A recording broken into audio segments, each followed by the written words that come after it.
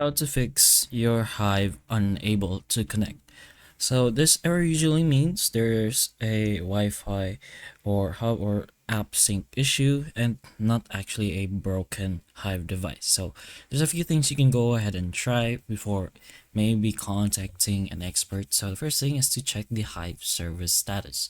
So make sure the Hive servers aren't down. So if Hive is having an outage, nothing on your end will fix it. So if others are reporting issues as well, then that usually means their servers are somewhat down and you're just gonna go ahead and wait it out. Another is to restart everything.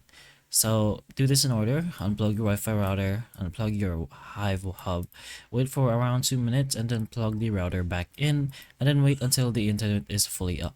Plug the Hive hub back in and then open the Hive app and refresh. So this usually fixes most unable to connect errors. So if you're still having problems, make sure you're checking the Hive hub light. So a solid green means it's connected, flashing green means it's trying to connect, and an amber/red is having a connection problem. If it's not solid green, there's an internet or hub issue. So once you know which LED is going with the hub itself or the Hive hub, then you can start with that as your basis.